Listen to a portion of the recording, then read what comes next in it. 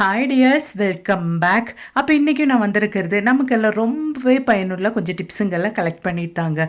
நம்ம வீட்டிலும் அது மாதிரி நம்ம வீட்டுக்கு சுற்றிலும் நமக்கு ரொம்பவே தொல்லையான எலி, பெருச்சாழி, அது மட்டுமே இல்லாமல் பல்லி, கரப்பான், ஸ்பைடர் இதெல்லாம் இல்லாமல் வீட்டில் இருக்கிற குட்டி குட்டி இன்செக்ட்ஸ் எல்லாம் நமக்கு துரத்துறதுக்காக வேண்டிட்டு கண்ட கெமிக்கல்ஸ் எல்லாம் நீங்கள் வாங்கி பயன்படுத்தணுன்ட்டு அவசியமே இல்லைங்க. வீட்டில் இருக்கிற கஞ்சி தண்ணி இப்படி பயன்படுத்தினா போதும். அப்போ நமக்கு டைம் வேஸ்ட் பண்ணாமல் நேர வீடியோக்குள்ளே போயிடலாங்க.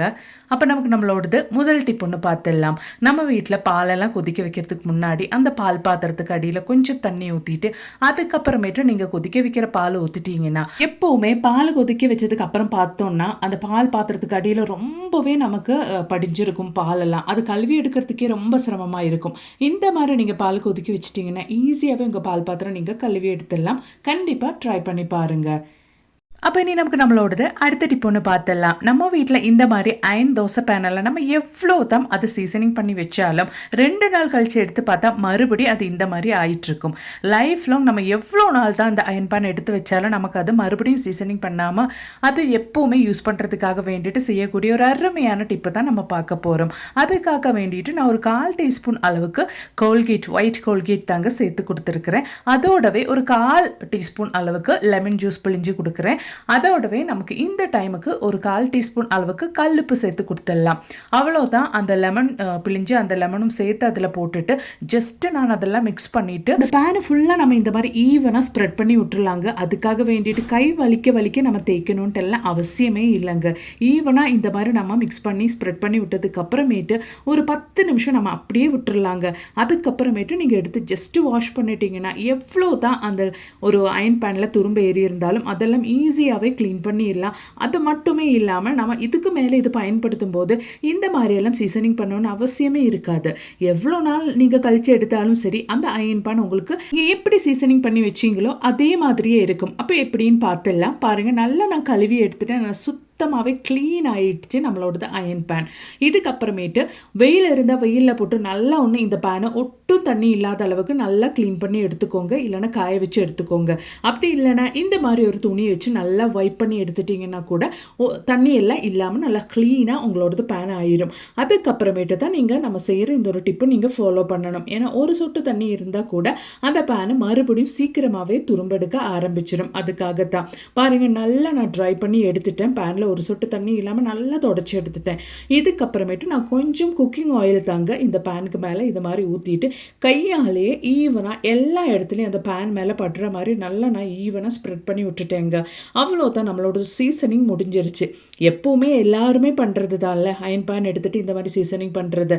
மறுபடியும் 2 நாள் கழித்து எடுத்து பார்த்தோன்னா மறுபடியும் அதே கண்டிஷனில் ஆயிரும் நம்மளோட அயன் பேன்.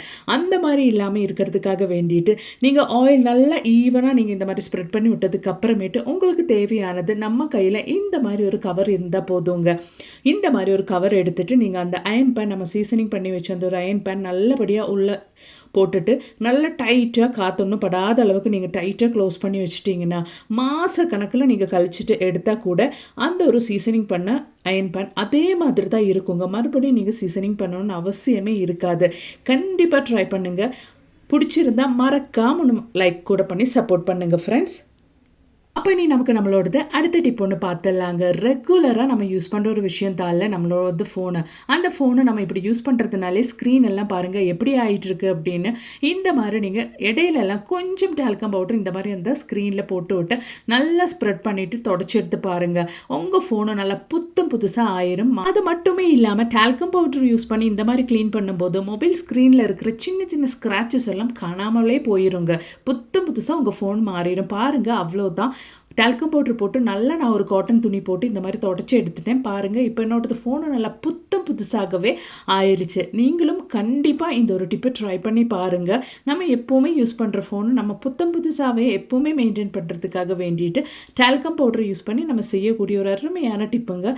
கண்டிப்பாக ட்ரை பண்ணுங்கள். பிடிச்சிருந்தா மறக்காமல் ஃப்ரெண்ட்ஸ் அண்ட் ஃபேமிலி கூட ஷேர் பண்ணி சப்போர்ட் பண்ணுங்கள் ஃப்ரெண்ட்ஸ். இப்போ நமக்கு ஒரு easy and quick breakfast recipe பார்த்துடலாங்க. அதுக்காக வேண்டிட்டு 2 பவுல் அளவுக்கு பச்சரிசி நான் ஊற வச்சு மிக்ஸி ஜாரில் போட்டுட்டேன். அதே மாதிரி ஒரு 1/4 பவுல் அளவுக்கு சாப்பாடு கூட போட்டுட்டேங்க அந்த பச்சரிசி கூட. அதுக்கப்புறமேட்டு நான் ஒரு 1/4 பவுல் அளவுக்கு தேங்காய், அது மாதிரி ஒரு 1/4 டீஸ்பூன் அளவுக்கு ஜீரகம் கூட போட்டுட்டேங்க. நல்லா ஃபைனாக நம்ம இதை அரைச்சி எடுத்துடலாம். சீக்கிரமாக நமக்கு செய்யக்கூடிய டேஸ்டியான ஒரு பிரேக்ஃபாஸ்ட் ரெசிபிங்க இது. கண்டிப்பாக நீங்களும் வீட்டில் செஞ்சு பாருங்கள் நல்லா கொரப்பாக மாவு நான் இந்த மாதிரி அரைச்சி எடுத்துட்டேன்.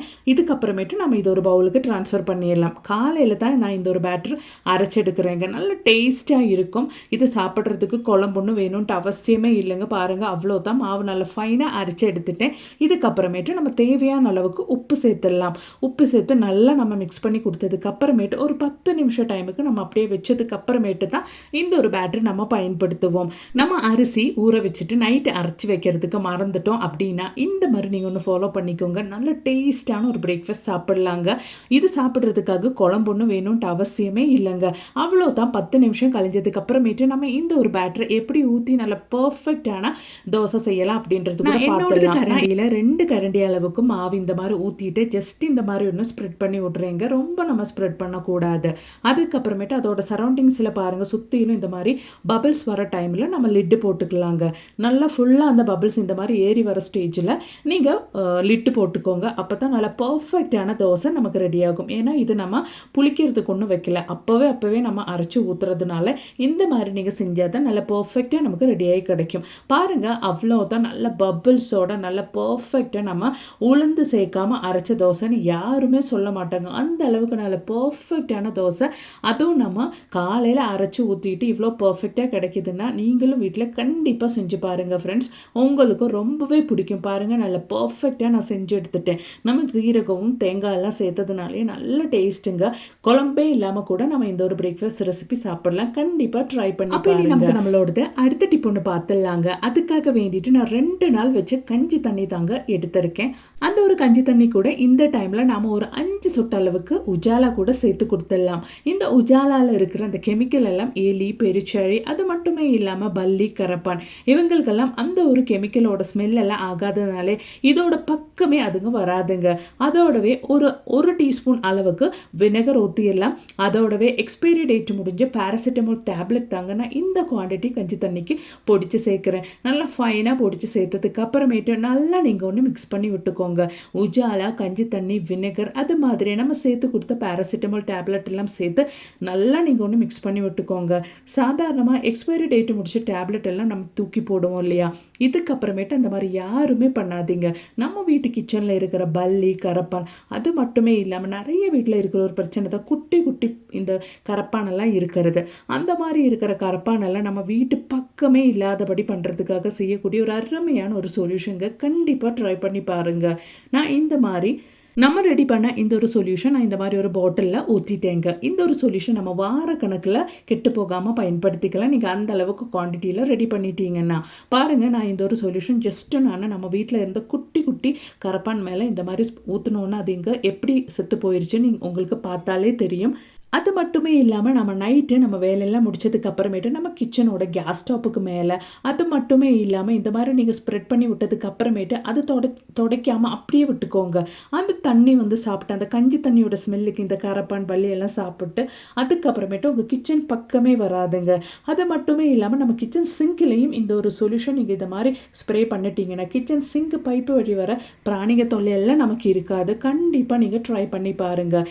இன்றைக்கி நான் என் வீடியோவில் ஆட் பண்ண எல்லா டிப்ஸும் உங்களுக்கு ரொம்பவே பயனுள்ளதாக இருந்திருக்கும்னு நினைக்கிறேன். வீடியோ பயனுள்ளதாக இருந்துச்சுன்னு தோணுச்சுன்னா மறக்காமல் உங்கள் ஃப்ரெண்ட்ஸ் அண்ட் ஃபேமிலி கூட ஷேர் பண்ணி சப்போர்ட் பண்ணுங்கள் ஃப்ரெண்ட்ஸ். அது மட்டுமே இல்லாமல் மறக்காமல் லைக் கூட பண்ணுங்கள். தேங்க்ஸ் ஃபார் வாட்சிங்.